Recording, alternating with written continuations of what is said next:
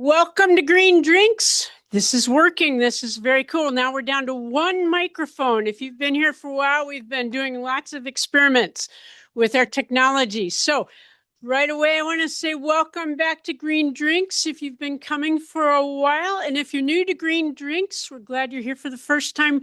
Be brave and let us know if you're new, if you haven't come before. Yeah, good. Welcome for the first seat. All you gotta do is raise your hand and you get an applause. It's terrific. We're glad you're here. So I want to introduce you to our committee if you don't know who they are. We have our tech team over here, which is Carl and Grace and Nathan, who are all part of our committee, along with Aaron and Pat back there. Myself, I'm Leslie. I forgot to tell you my name, so you can throw tomatoes if you need to. And then folks who can't be here with us this evening are Nancy Sheetsalt and Baston. And I had to write everybody down and Lynn isn't able to be here with us this evening either, but we are happy to be celebrating our 16th year, 16 years of Green Drinks. Pretty cool, I have to tell you. Lots of different programs, and still we just have lots of ideas. So we hope you'll continue to join us on the first Wednesday of the month. And we've rarely ever missed. We kept going through COVID time and Zoom time. And so now we also make sure that Zoom is included. So happy day to all of you who are on Zoom with us this evening as well. So Green Drinks, just a quick little history and reminder, is a worldwide phenomenon. There's over 450 of them in the world.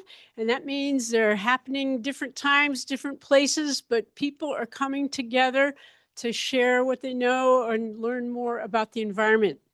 So for us here in Crystal Lake and McHenry County, our goals are to continue to build our community, our environmental community, to help educate that community. They're over here tonight, our speakers. And yes, and then to connect you back with that community. So at the end of our evening event, we always share announcements that have to do with environmental community so that you can connect and get involved in the ways that work best for you. And that might be very different for everybody, but the main thing is to keep connecting and keep together. So we have our co-sponsors for 16 years, our Environmental Defenders of McHenry County. So Erin, did you want to say anything? Or you want to say something at the end? Oh, all right.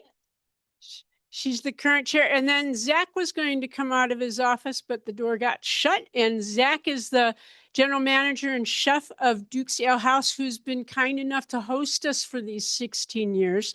So together, both of them, the Defenders takes care of our email list, and Duke's is doing its thing, feeding us and helping us find good drinks when it's time. So we hope you'll support both of those organizations as well. Next time in October, we will have Midwest Organics Composting coming.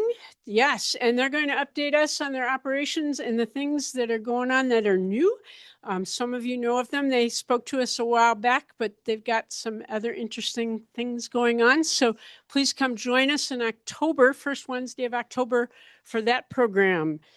And we'll make sure that I got those notes taken care of. I think we're good to get started. So I want to introduce you to our panel this evening. They're part of the Illinois Recycling Foundation.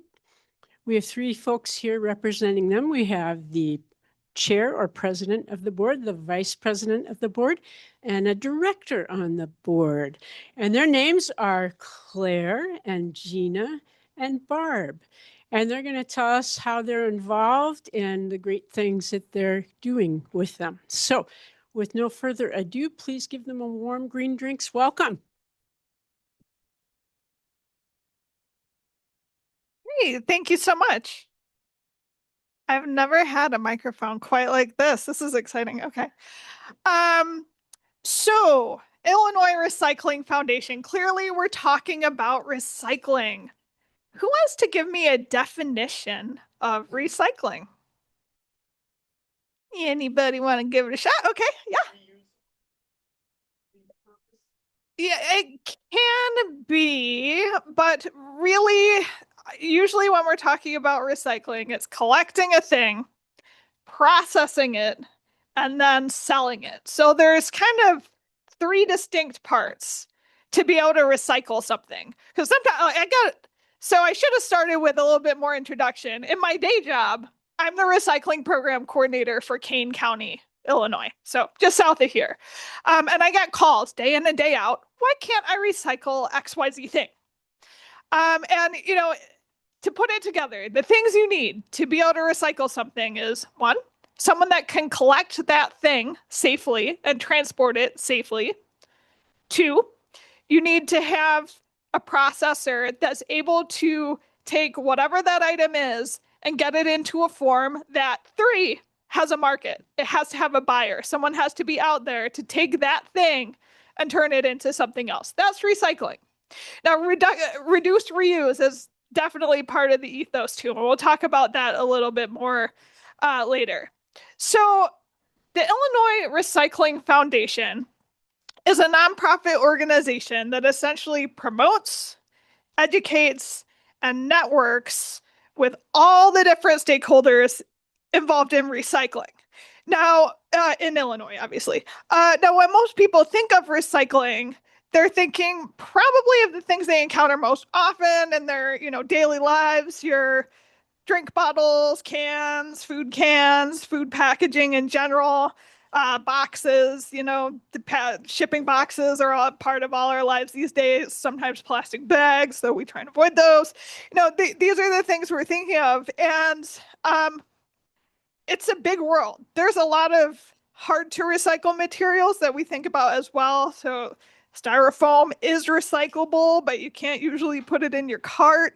Clothing is recyclable, certainly reusable, depending on condition, but you can't put it in your cart. So the Illinois Recycling Foundation is the one organization in Illinois that it's an ambitious goal, but we endeavor to represent and bring together people recycling all of these different things. And it can be any role in that process too. It can be collectors, it can be processors, it can be buyers. We also really want to hear from people that buy recycled material and then use it to make something new. And we do have a couple of those in our membership as well. So I do want to give you just a short history about the Illinois Recycling Foundation because it's a long history. It was actually formed in 1980 as it had a different name. It's gone through a few iterations. I would say we're on the third evolution. But the first, it was called the Illinois Association of Recycling Centers. And I think the name maybe limited the audience there. So recycling center is usually something pretty specific. It's usually the collector. And remember, I mentioned three parts. There's the collector, the processor, the marketer. So in order to bring in everyone else, and the educators too, educators super important. In order to bring in everyone else, it rebranded at some point, I don't remember the year, to the Illinois Recycling Association. Now, the association was organized under 501c6 of the tax code as an industry association. And as a C6, it was allowed to do some political advocacy and lobbying. That's essentially what differentiates a C6 and a C3. And it's kind of a long and arduous story, but certain things changed at Illinois state government. Some of the grant funding that was made available for recycling at the state, it was actually DECIO, not IEPA. It went away during the Rauner administration. And so there was a decision around 2020 to have the foundation form as a C3. And that's what we are today. That's what I represent. It's a much more comfortable position for someone like me who works for local government.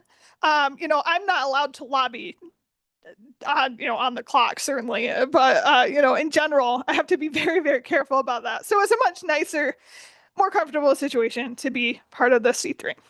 The C3s is essentially run by a board of directors, probably very similar to any other nonprofit organization you know of or have been a part of. Our board works super duper hard. That's why I got to come to things like this. And Gina, we have the typical management of a board, and we try really hard to have all our different members, so all of these different sectors and stakeholders involved in recycling represent our board as well as our membership. So that's something we're always very cognizant of. What else would I say? So what do we actually do, right? we do have a staff. I'll mention that as well. We are very lucky to have a staff person because a lot of nonprofits on our scale struggle with that, the administrative work. So we do have a person. We're very happy to have him.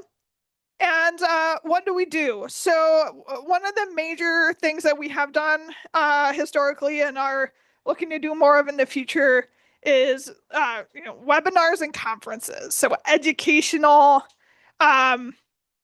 events for our members. And we do them on all sorts of topics. Like we've done styrofoam recycling, we've done glass recycling multiple times. So, you might think, well, I can just throw my glass in with my cans and bottles, my plastic and my paper, and you can, but it's not necessarily the ideal process. So, there have been a bunch of people who've tried to get separated glass going, especially for restaurants and places that go through a lot of glass. Anyway, that's an example of a webinar we've done. We've done them on textile recycling, which Gina's going to be talking about. We host an annual workshop on the Consumer Electronic Recycling Act program. So that's that doesn't sound very exciting, but it is basically if you've ever gone to especially like a county run or sponsored recycling center to drop off electronics, that's the program that underpins that whole thing. Yeah, and the last thing I'll say is we're a member organization. We're supported, obviously, we do have registration and such and so forth for these events, especially the conferences. We do have a conference coming up. So we did our last one actually here in Crystal Lake. It was in June of last year. 2025, we're teaming up with two other organizations, our state chapter of the Solid Waste Association of North America, and another group that represents mostly county recycling coordinators. And we're putting on a big shindig, but it's down in East Peoria.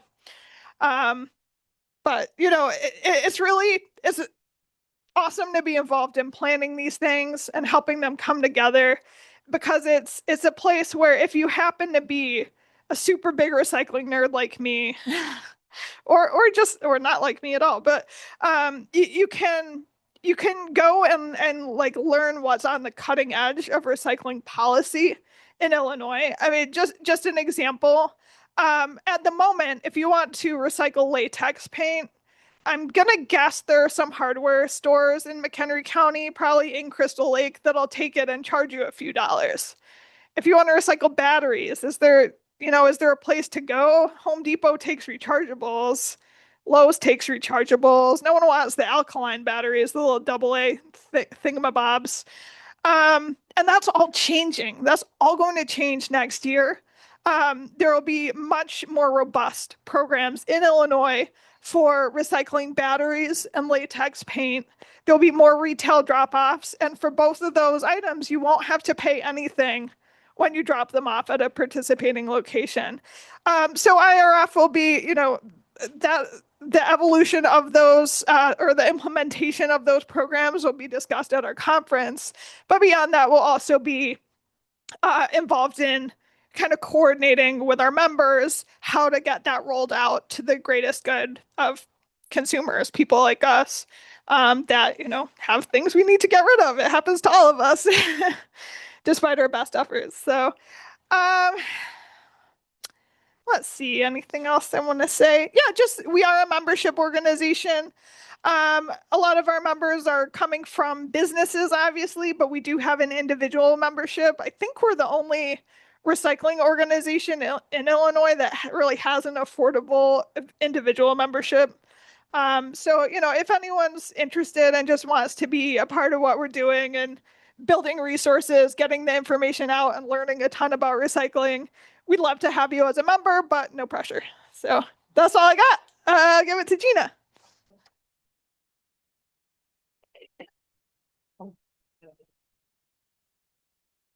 Hello, everyone. Thank you for coming. I do talk loud on our own, so I hope it doesn't echo. The event that we are having in Peoria, it is a great event. I mean, there are so many amazing people to meet, so many different industries, and like Claire had said, it is quite educational. I am with Helping Hands. I got into the recycling business from a hairdresser for 30 years into paper, cardboard, plastic. And because on my own, I would literally take containers of clothes to third world countries, foreign countries, to get these clothes for people to use. And then I had found Helping Hands, loved the organization, where they were going, and got more involved. I had just pulled something up since material has been probably one of the first since 1690. They would take linens and rags and recycle it into paper. So this really, our ancestors were quite innovated and would use things. In the Revolutionary War, they would do the same thing. They would take the wools, they take the threads, rethread them, and do them. What we do, we are also reuse and recycle. We're a collector. What I do is I collect. I work with many different organizations. I work with non-for-profit organizations. I work with churches, schools. We work with the defenders to collect the items. A lot of the items we get, we like to reuse. And then we contain it and we have a buyer for it. This way we ensure that 95% of the stuff that we use, especially if there is a market on it, when someone pays for something, they're not going to go and dump it. They're going to make sure they use every single bit of that down to the thread. And that's why I like what we do. There's still thousands and thousands of pounds of clothes that still go in the landfill. I visit them.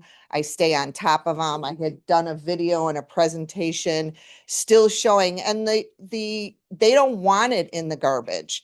It gets stuck in the wheels. They prefer not to get it. And unfortunately, once these bags, I mean, I've seen stuff with tags, once it's in the garbage, we can't touch it. It's considered contaminated. It's against for us to touch, which is really a shame. There is such an abundance of it. I mean, it's just amazing. So what we do, we're collectors. We have collection bins. I had put some information. There's also these long things on sheets, how much energy when they do it. There's a fact sheet there I put out on all the tables to tell you more of what it is we do. And, you know, what all I can say is in my industry and what I do, I like that I could give funds to organizations. I work with two of them that I can, one in Plainfield at Offhand, one in Wilmington. They have a large warehouse. Everything is free.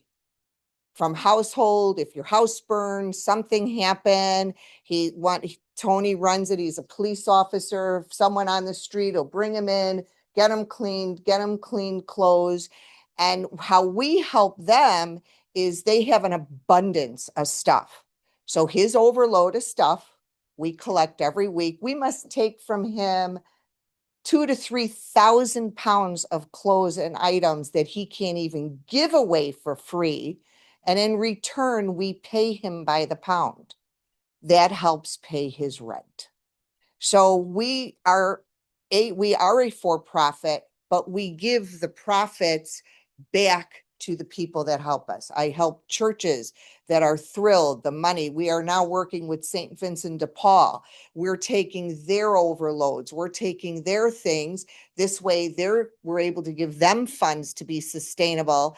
And then we have a larger market. We're in 14 states and we work with buyers all over, but we work with only particular buyers that we know down the end of the line what is happening.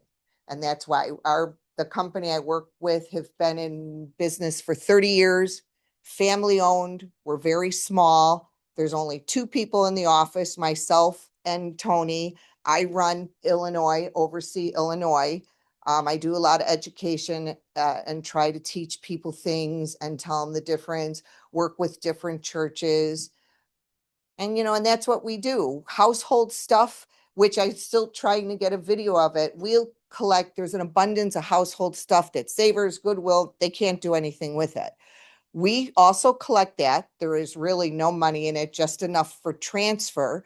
That stuff will go to a country. The people line up to be able to get these items because they will never get those items shipped to them. That I love to hear.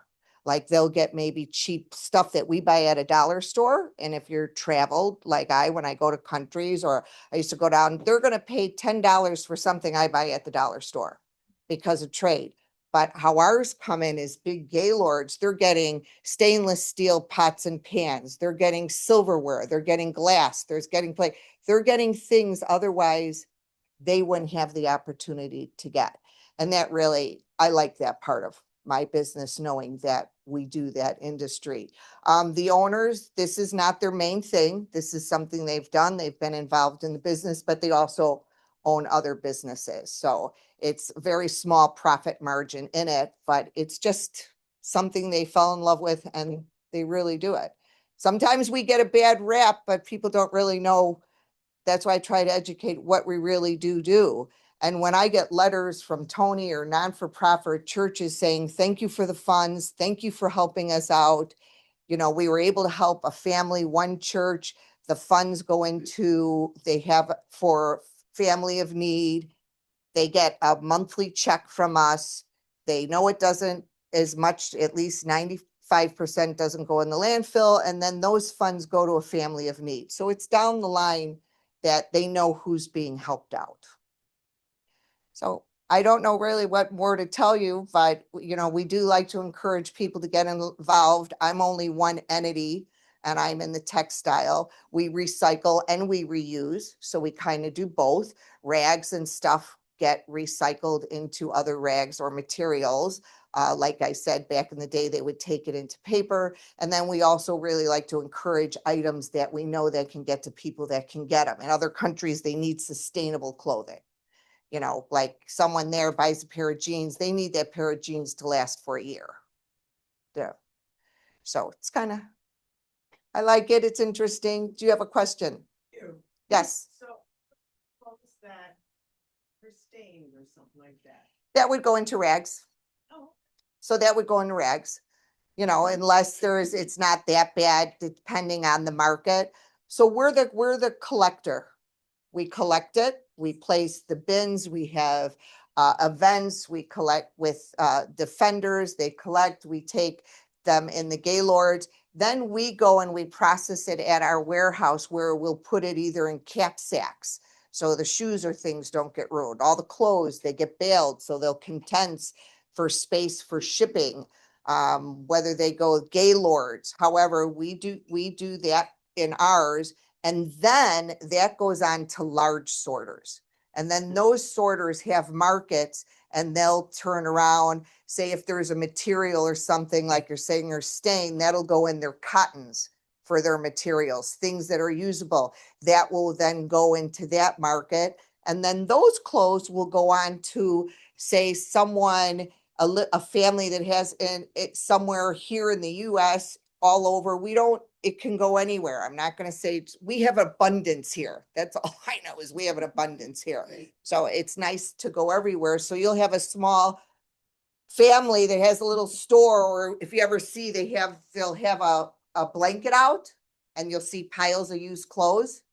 They'll go and buy that. That'll get shipped in for pennies on the pound. And then they have their own little business. So there's really a lot more to the steps that people don't really know. We're helping down the line a lot of different entities, but the main thing is there's still an abundance going in the landfill. It's just amazing. Yeah. Oh, yes. Do you separate organic materials from chemical or man-made materials? That the sorter would do. We don't. We're just the middleman. We collect it, we package it and then it goes to the sorter. I've never been. It's very interesting. That would be theirs. And I'm sure they probably do because don't forget, they're paying for that. They're going to make sure every entity goes somewhere where there's a market. Can you repeat the question for folks as well? The question. If you could repeat the question for the folks on Zoom. Oh, I'm sorry. Her question? Yeah. Everybody in the. Her question was, do we separate from for organic to, no, we don't, but the sorters might on the markets. Yeah.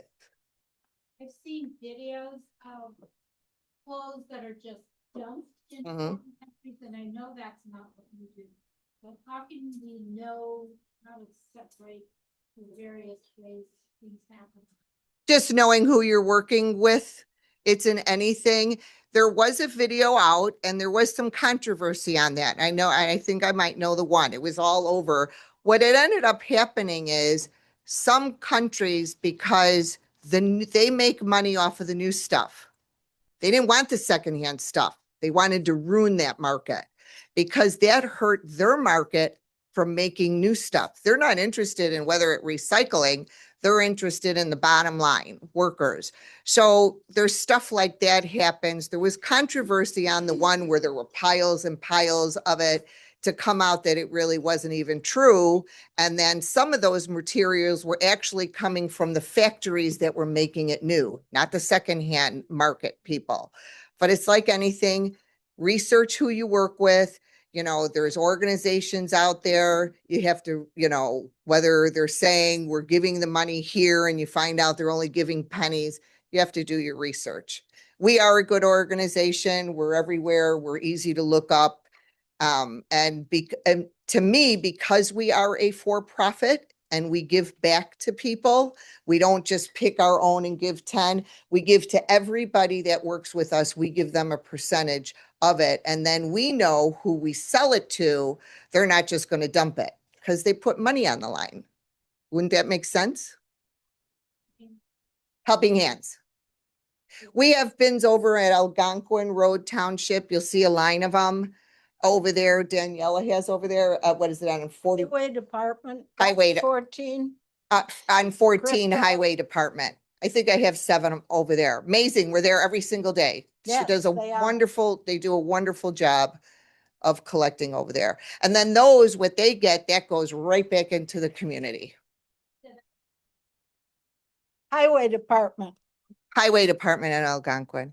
On And- on 14, I don't know if I'm doing this right. On 14.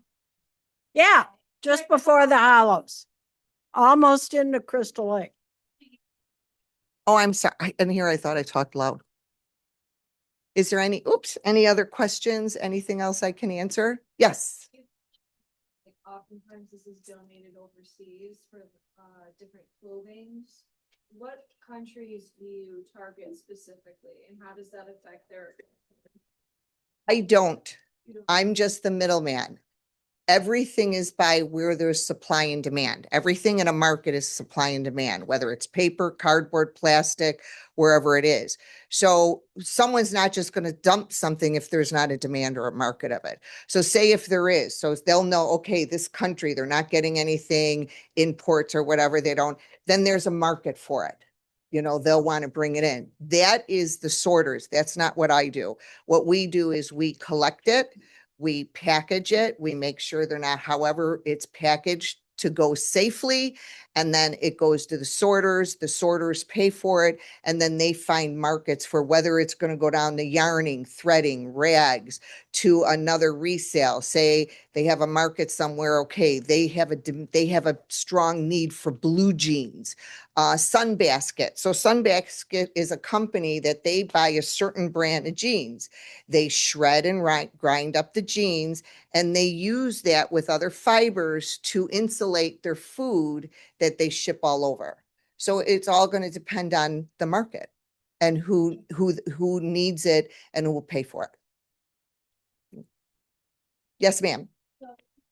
You work with. The company I work with at churches, schools. Oh, who do I sell to? That is undisclosed. They're large. and they're all over. That is above my pay grade. That is not, I don't handle that.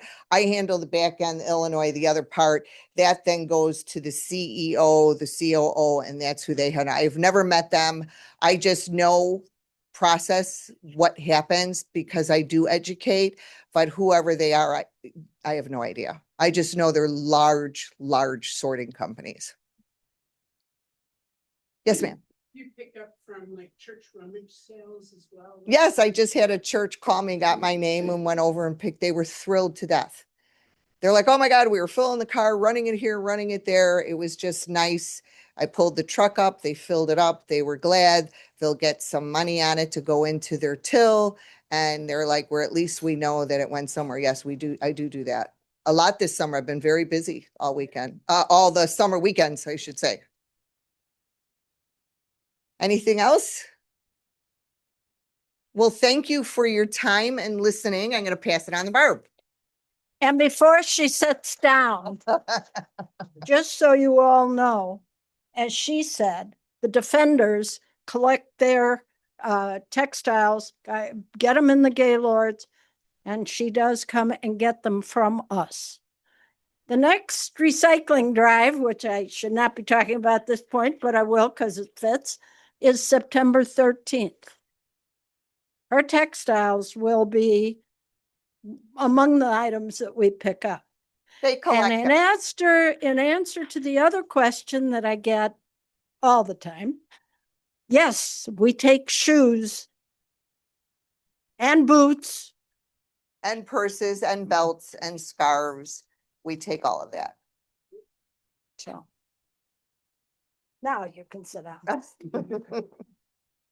And I'm on the last part of this. I have been a member of this board for, I think it's 6 years.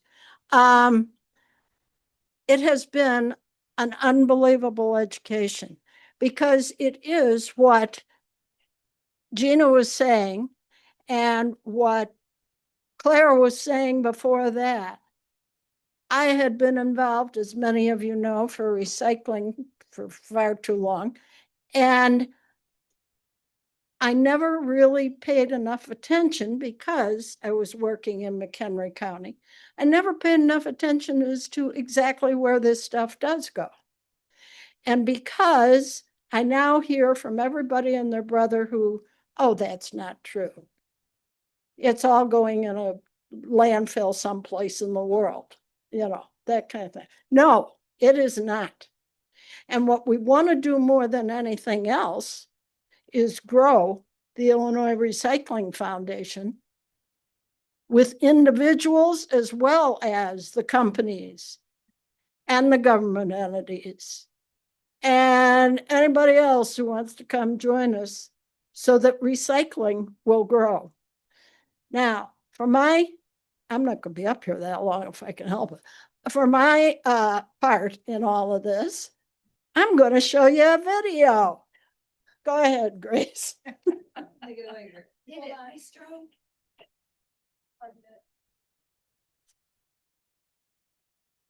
Or what's the video? Let's start the video. The video came from, I'm not used to these little ones. The video came from LRS, the waste hauler. And it's going to show you how a material recycling facility operates. Because I think there are too many people who do not know or realize where stuff goes and what the process is. And the process is huge. As they pointed out, it goes forever. And there are so many different parts. So. Just to add, do you mind?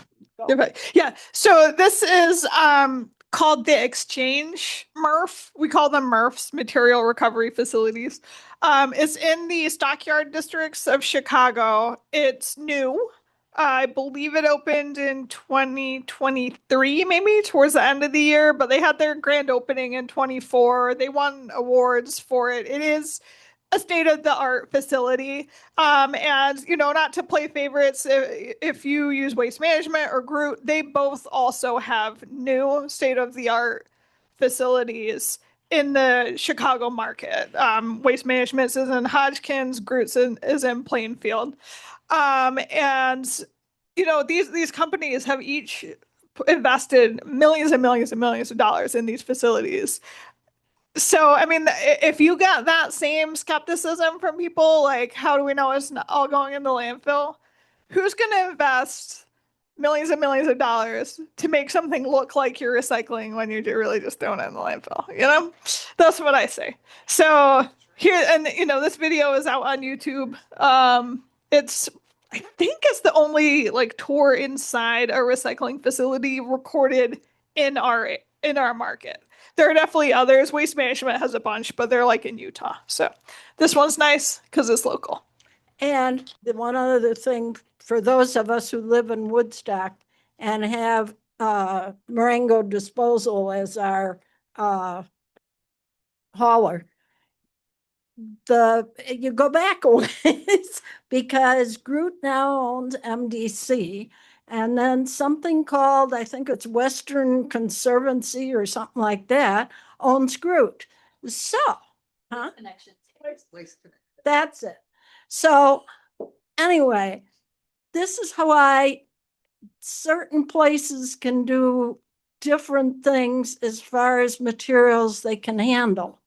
Because these MRFs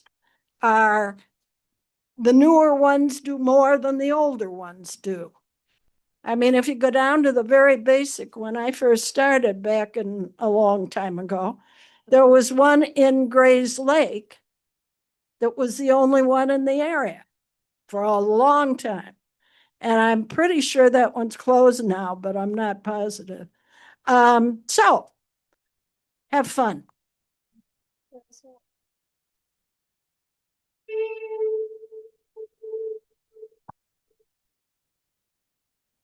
Worry your recycling efforts might be in vain. Come with us on a journey to see what happens to your recycling. Follow along as we take you on a tour of our state-of-the-art material recovery facility, or MRF, called The Exchange.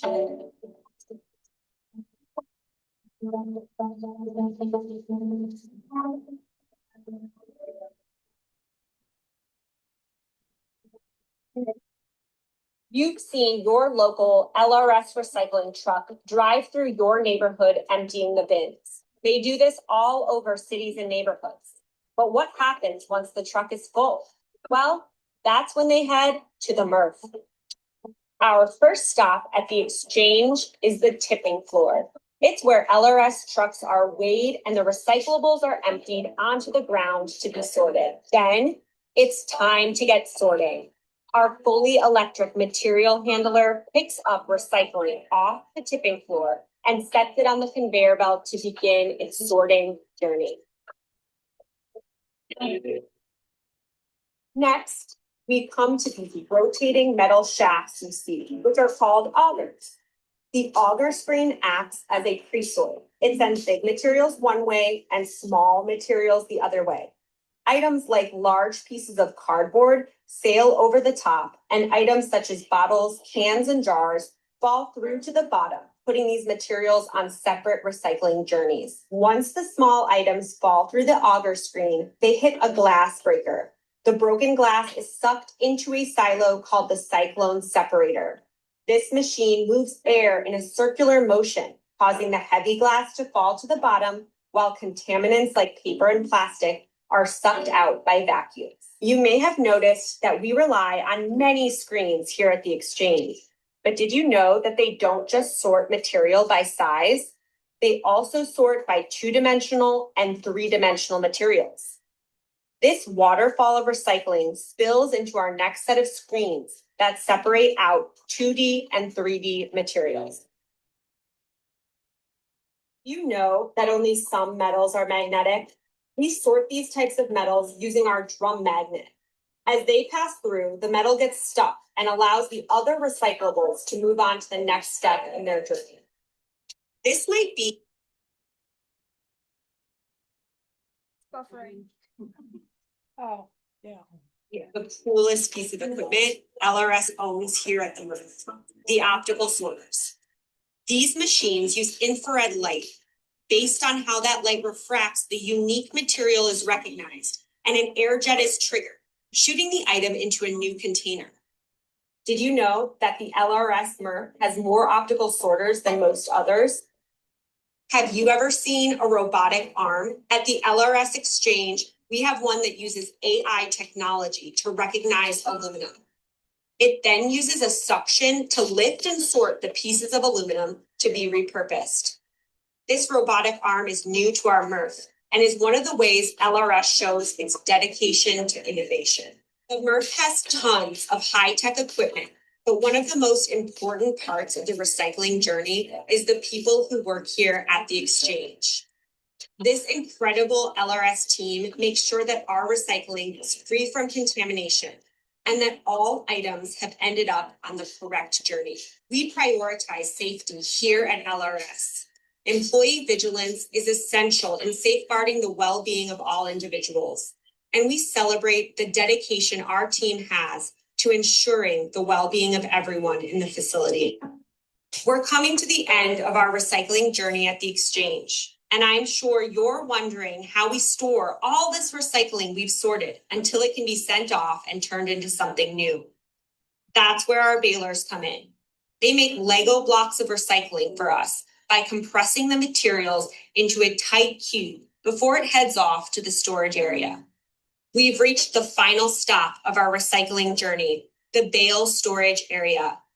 This is where the Lego blocks of recycling get stacked so they can be transported to mills and factories across North America to be turned into new products. Now that we've completed our recycling journey, you may be wondering what we can recycle and what gets sorted out.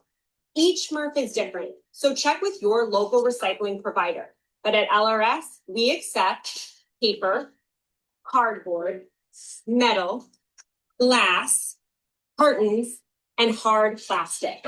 Soft plastic is not recyclable at a MRF facility. So remember, if it's plastic you can smash, throw it in the trash, or take it to a local grocery store that offers plastic bag recycling. So why recycle? Recycling is important for many reasons. It conserves natural resources, creates jobs, diverts material from the landfill, and even combats climate change. We hope you enjoyed this virtual tour of the LRS Chicago Exchange Material Recovery Facility and learned a little bit about the journey your recycling goes on once it leaves your bin. This leaves us with one final question for you. Are your recycling efforts worth it? At LRS, we certainly think so.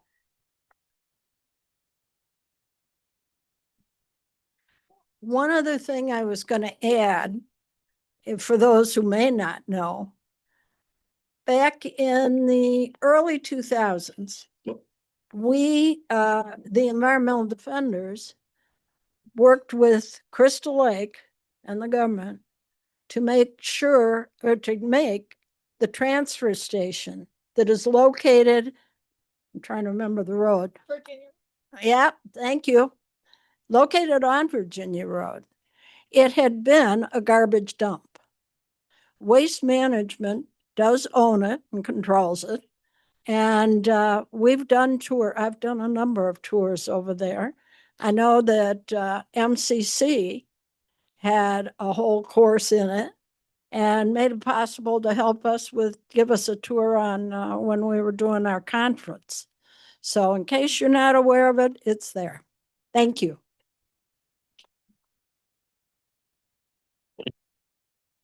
I think we went over time, but if folks have questions, I can pretty much answer most general recycling questions, whatever you want to ask. Yeah, I will do my best. Yeah, and I'll pass it off to you guys if I don't know it. About Marengo disposal. So are you saying, Barb, that it is going through the group process now, which goes? Yeah, so Marengo Disposal was bought by Waste Connections, just like Groot was. It's, they do economic calculus to decide if they're going to take it to their own facility. That's the cheapest, but Plainfield is really far from here. They do have another older MRF in Elk Grove. So they're doing the math. Does it cost me more to drive it over there via transfer, or does it make more sense to maybe take it to the waste management transfer? So I mean, that video showed the LRS truck going to the LRS MRF. That's because it's a marketing piece for them. In reality, these facilities and transfer stations will take any truck that's, has an account that's valid, so that's what they do. They take it where it is economically most advantageous for them. Yeah. Yeah.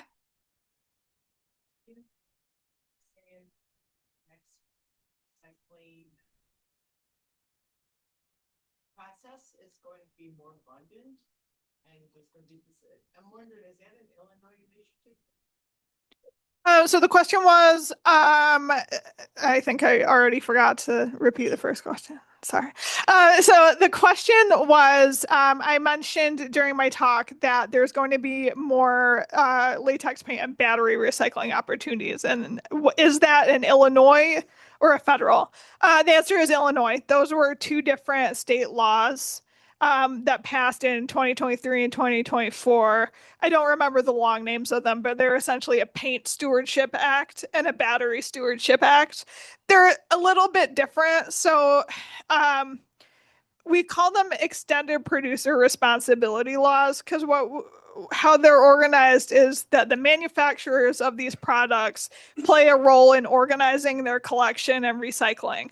Often that role is financial, and often they foot the entire bill. So not always, but with batteries, the industry, the battery manufacturing industry, is funding that entire program, and they're doing it through what's cost internalization. So essentially the price of batteries probably worldwide might go up a fraction of a penny to pay for recycling in Illinois.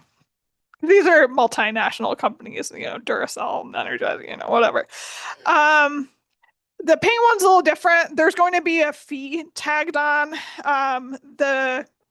for new paint sales. So when I think it's like, I don't remember how much it is, but it depends on the size of the can, but it's between $0 and I think $5, possibly for like a 15-gallon bucket. You'd pay additional than what the price is today. And that money goes to the recycling effort at the end of life for that paint. Because unfortunately, can't remember, it's at least 10-20% of latex paint never gets used. It's just like, it's hard to calculate how much you need, so people buy too much and let it sit. Yeah. Are you aware of any programs that will recycle agricultural chemicals? I did contact the state of Illinois. They have a program called Clean Sweep, but they only I don't want to say not pick up. They only have one day and you have to take the stuff to Springfield. And I don't feel comfortable driving this kind of Springfield. So if it's from a commercial farm, yeah, unfortunately, oh yeah, sure. Thank you for keeping me honest there. The question was, how do you recycle, or really it would be safely dispose of agricultural chemicals? So it would honestly, the business owner would need to get quotes and contract with a hazardous waste disposal company. The state program, other than apparently the Clean Sweep, I'm not familiar with that, but like the state program and hazardous waste drop-offs are for household material. Yeah, so. State also did share a list of companies, but I don't even fear to venture how much they're gonna charge us. Yeah. Yeah. They got bought by GFL though. Yeah. Can Claire come speak to upcoming software recycle coach? Does that make sense? Oh, can I speak about Recycle Coach? Is that basically, Kim? Can I speak about Recycle Coach? Yeah. So yeah, that's actually a good one. I probably should have thought about it. Yeah. Yeah. Yeah. And that's the question. Like, what is Recycle Coach? Yes. Okay. Yeah, so Recycle Coach is an app, is a mobile app, and is also like a web plugin that helps people easily access their recycling information. If so it's onboarded individually at the municipal level, and if a municipality onboards it, you can include your waste collection schedule. So new residents, if they have the app, can tell easily if their collection is on a Tuesday or Wednesday, for example. I mean, it's not rocket science. It's probably when your neighbors put their bin out is when you should put your bin out. But so to me, the most exciting part of it is the what goes where tool. So the what goes where tool of Recycle Coach is basically a giant database. Some of the other counties, like I think Cook County and DuPage County, had their own database, but in Kane we were a little behind. I'm not sure about McHenry, but we have never had a searchable database of hard to recycle materials. We had a list. It's still up on our website. If you went to the Kane County recycling website and go to the A to Z, it's just like a huge unnavigable list. So through Recycle Coach, we've been able to replace that with a database where people can actually search. They get both drop-off options where they exist. Well, I mean, the first thing that's answered is this trash or is it recycling? Can it be recycled anywhere? And if yes, where? And that's the beauty of it. So probably what Kim would probably have wanted me to mention first is that the state has contracted for Recycle Coach for the entire state. So as a county coordinator and as who works with municipalities down in Kane, I can encourage them and get them on board to do this. They basically don't have to provide too much information. It's mostly just their map, honestly, their GPS map of what address got service on which day. And get onboarded.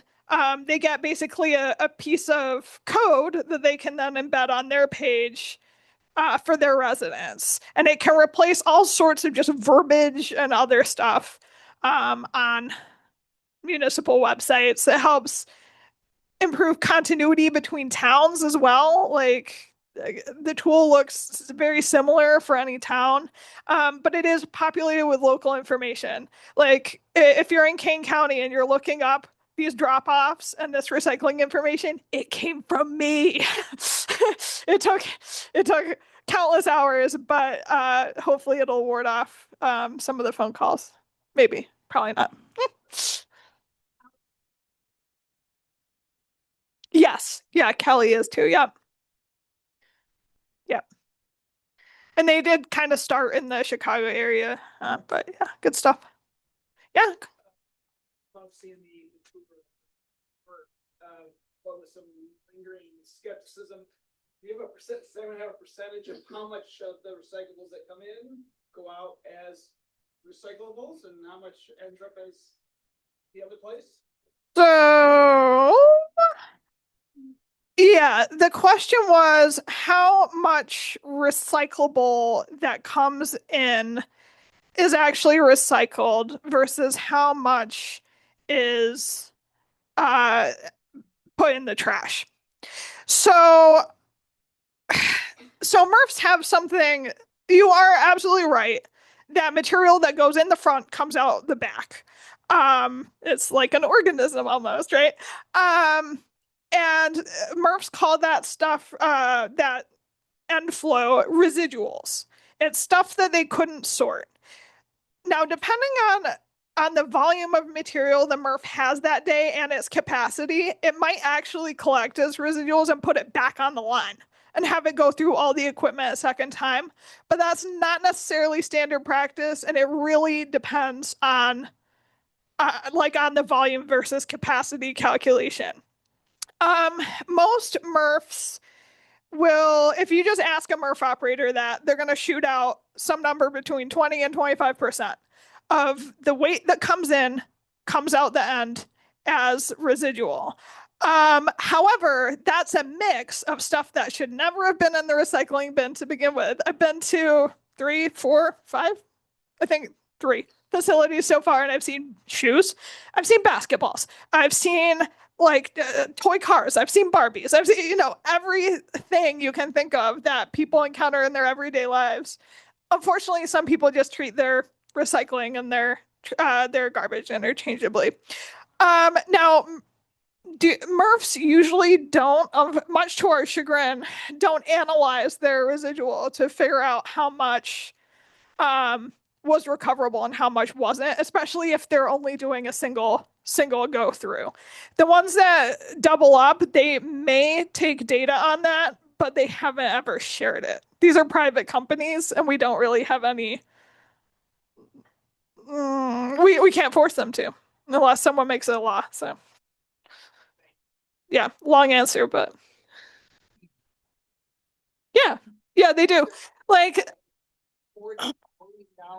yeah.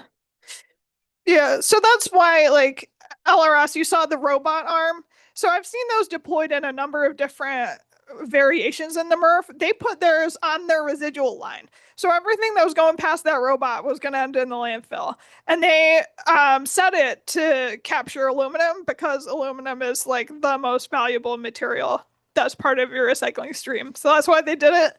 And aluminum is reasonably easy for that robot arm to capture because it's light and it has a real obvious signature to the AI. So yeah, in the back. Okay, maybe it's separated, but it never gets to a vendor. Is that true? Is it most of the glass not really recycled? The question is glass really recycled? I've heard it's a big recycling challenge, especially at single stream MRFs. Is that true? And I would say, yeah. So glass is a challenge because they use something. Remember the video? They show the glass breaker, and in industry parlance is called a fines screen. So the fine screen is basically a sieve with holes that are 2 inches in diameter. So the glass all gets broken and falls through the sieve. It's great. It works perfect for glass. But also anything else that's in there that is less than 2 inches also goes through.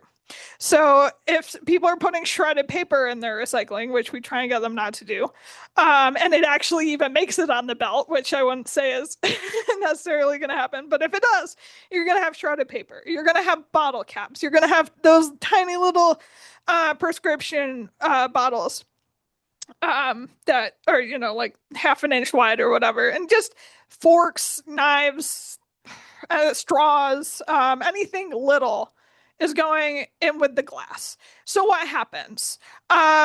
Generally speaking, it's sent to a secondary processor. So we actually, one of our members, this is terrible, I can't remember their new name, but they just rebranded. They used to be called Strategic Materials. Now they have a new name. But that's what they do. They're a secondary glass processor. So to keep their word with municipalities that they're accepting glass and recycling it, these companies actually pay the secondary processor to clean it up enough that it can at least be used for industrial. So it might be turned into fiberglass. It might be turned into insulation rather than bottle to bottle. But that's kind of what I mentioned with some webinars that we did. Like, there have definitely been companies and like beverage associations trying to get glass single stream collection going. Not so much at the consumer end, but at least at like restaurants and other large glass users. But it's tough because you need a lot of storage space. Glass is bulky and heavy compared to plastic, and yeah. So you said that shredded paper is not good? Shredded paper is not good in your blue bin. Really? Yeah, it's too small. So what should you do with shredded paper? For those paper that have to be shredded, You can usually take it to a shredding event. and just go. Well, I mean, I shred, I have a shredder. The reason is because they use air to levitate the material, and you can imagine what air in shredded paper is like. Yeah. Yeah, that's what the MRF operator says. The lady in that video, she's like, it just turns into confetti. Same thing. The stores don't have enough time to open up the bag and pull it out, because a lot of people for a long time were told to put it in a paper bag and just like hold it up. But they don't have enough time to rip it up. They're going through hundreds of tons. So I should not put my shredded paper. Yeah. Recycling bin at all. No, I usually, if I get calls on that, I usually try and tell them to go through like a shredding event and just commingle it with the other. Yeah. At Kane County, yeah. It's like the whole rate of recycling. Right. Yeah. But our recycling drives almost always have a shredder company there. Yeah. Anything else? Well, thank you guys so much. It's an honor to come speak with you.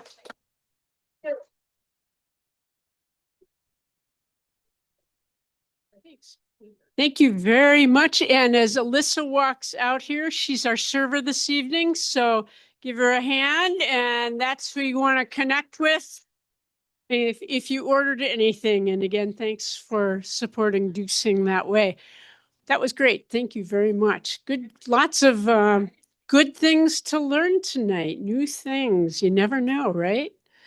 Yes, so this is that time when we do a little bit of announcements. So if you have an announcement that is, oh, you've got that, good, Nathan. About 1 minute, if you would stand up, tell us who you are, who you represent, if you represent someone or organization, and then tell us about what it is that's going on. So, okay, go for it. Nathan's got it. Oh my, this is kind of an interesting thing. It's really cool. Nathan, thank you so much. He put us together. My name is Nancy Gonziorek. I am with two organizations, the WPPC, the Wildflower Preservation and Propagation Committee. We are the people that help you plant native plants in your yard.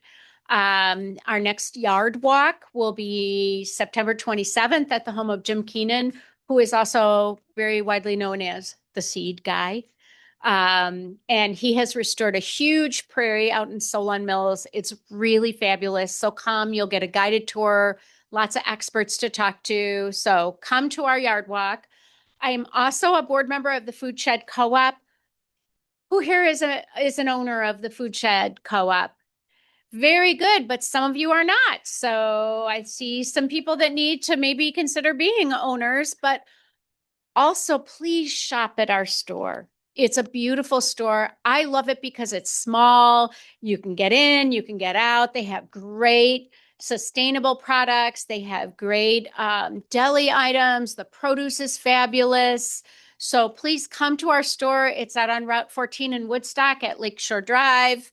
So please, and for those of you that are owners, remember, please shop at our store. And even though I know sometimes some of you have to drive past another store to get there, try to make an effort to come there, because if we don't shop there, we won't be able to stay in business. So thank you so much. Our annual meeting is coming up a week from Thursday.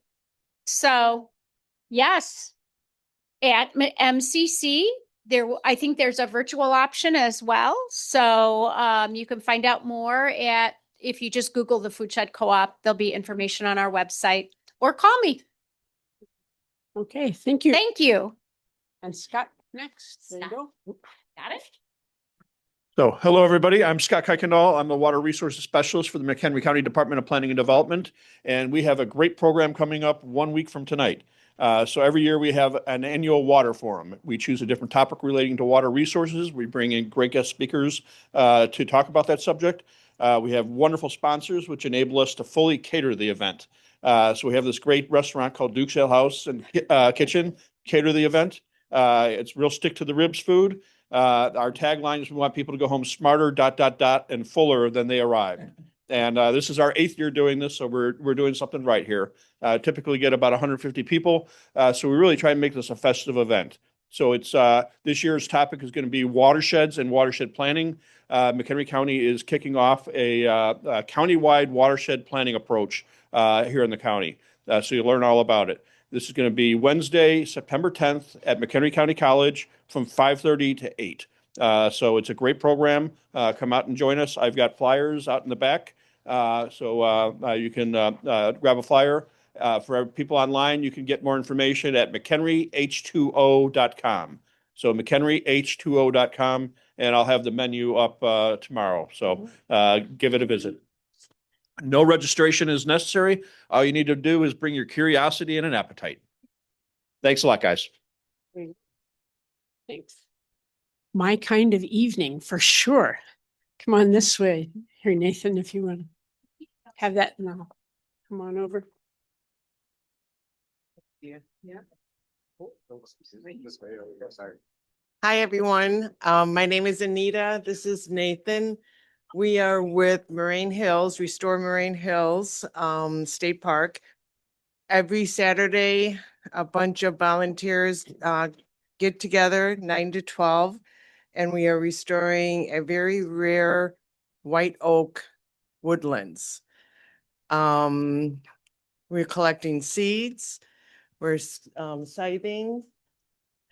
On September 20th, we're going to have our Bush to Beauty Fall 2025 kickoff. Again, it's going to be from 9 to 12. We're going to start the brush cutting season. Hopefully we can have a fire. Possibly we're going to be herbiciding, and I do believe we'll still be collecting seeds at that time. And everyone is invited. This is our just our general flyer, and it's on the table over here. You can scan the QR code to get a little more information about us. And anything else? That's all the main points. And Yeah. thank you for listening to me. Yeah. Anyone else? Oh, there you go, Beth. The fuzzy thing is talking to the fuzz. Talking to the bus. I'm Beth Holland from our McHenry County chapter of Citizens Climate Lobby. We work to create the political will for a livable world. Most likely you've heard this puzzler. If a tree falls in the forest and there's no one to hear it, does it make a sound? Well, how about this one? If burning fossil fuel creates carbon pollution and there's no one to measure it, does it make the earth warmer? The current federal administration plans to end the only 2 federal satellite missions that measure carbon dioxide and plant growth around the earth. These are NASA missions, so it's time to get busy. 2 simple things. On your way out, grab a little real short directions to get to CCL Citizen Climate Lobby website, and ask your members of Congress to reject cuts to NASA and preserve critical climate research. Thank you. Thanks, Beth. You want? Hi, everybody. Erin Kennedy, Director for the Environmental Defenders. I have just a couple updates. Our big fall book sale is coming up, kind of twofold. We're looking for volunteers to help with the setup and the staffing of the event, but we would also love for you to come and look around at the books that we have to offer. Those proceeds go back to the Environmental Defenders, but we're also diverting books from going into a landfill. So the dates for the sale are September 20th through October 4th. If you are a member of the Defenders, you will get kind of the first preview on that Friday evening. So a little incentive to join our organization if you aren't already a member. And then we've got the Green Living Expo coming up on November 1st. We took a year off last year, so we're ready to come back. We've got a great day planned, but we're also going to be doing, our second repair fair. We had our first one in April. And it's going to be another opportunity to kind of instill this idea of repairing over than buying new. So you can bring items that need to be fixed by our skilled volunteers and help keep those from going into a landfill. So once again, that's November 1st at McHenry County College. Hope to see you there. And it's from 10 to 3 o'clock. Here's Barb. Whoops. And just in case anybody missed it again, September 13th, 9 to noon, McHenry County College is our next recycling drive. Thank you. In the back. Way back here. Yeah. Hi, this is Cecilia from the Waste Reduction Team with Environmental Defenders. We're in the beginning of the school year, so if you know students or teachers who would love to have a free school waste food audit, we partner with Seven Generations Ahead and have a nice grant to give schools free school waste audits. They go really well. We've had a lot of middle school kids say they are mortified of how much food they waste and are asking for us to do more to help them more. So if you know any teachers or if you are a parent and want a school waste audit at your school, just contact us and we'll get it done very soon. And then just lastly, we're very excited to announce that for sure, like the first Congressional Church of Crystal Lake will be our first community fridge. They're building the shed now. I'm just finalizing everything with the health department. So whenever you have perishables, you're about to go on vacation, there's that gallon of milk you don't know what to do with, you drop it out of the community fridge and then someone who needs it can take it because the Crystal Lake Pantry has said that there's been a lot of Hispanics are too afraid to go to the food pantry. So this is another place where people in need can get food and they don't have to worry about others. Okay, that's it. Bye. Where is that going to be at again? At the First Congressional Church in Crystal Lake. Okay. First Congregational Church, I'm sorry. Right. On Crystal Lake, right by The water tank. Taco Bell and over there. Yeah, the water tower. The water tank and Chamber of Commerce. Just want to make sure everybody heard that. So let people, yeah, it is. Okay. Oh, Pat. Oops, it's okay. Anyway, the Green Guide has all of the upcoming events, recycling events, county events, and the September 13th one is on there. So there's Green Guides here if you don't have one. Okay. Anybody else? Oh, yes. So I guess channeling our water folks in my department, September 20th it's our Fox River Day, and there's cleanup events on that date all throughout the Fox River watershed. So if you're inclined to pick up some trash and recycle some bottles, it's a good time. I did it last year. Hopefully do it this year too. Where can they find information? Friends of the Fox River coordinates it, but I think if I just Google, it's our Fox River Day 25, and then the whole list comes up. It's probably on Defender's website too, I think. So thank you. One more? I'm going to do my best to post on the Facebook. So if you don't follow Green Drinks McHenry County on Facebook, give it a follow. And I'm going to do my best to post everything that's been announced there. If there's others that are missed or come up later, feel free to comment them there. And also we have all the upcoming Facebook events for the upcoming talks as well. So if you could take a moment to say you're interested, it helps promote it in the community as well. So others have more visibility to the great talks that we have here. Yeah. Thank you, Nathan. That's good. All right. I think we got everything this evening. So thank you. Thank you for coming always. If you can come regularly or just every now and then because a topic interests you, keep spreading the word. We appreciate your support and involvement. We hope you continue to be involved in the community. You got lots of opportunities you just heard tonight, and you can continue to look at Defender's website and other websites too for more information on everything. And again, I want to thank our committee because everyone, there's Carolyn in the back, Nathan, Pat, and Grace, and Carl, and Aaron, and Ann, and Nancy that can't be here this evening, but it's been a great 16 years. And again, also to Duke's Ale House and to Defenders, we couldn't do this without them. And so we appreciate, again, your support. We'll see you in the community. And so make sure you're taking good care of this beautiful world and everyone we share it with. So take care. We'll see you next time. Thank you for coming.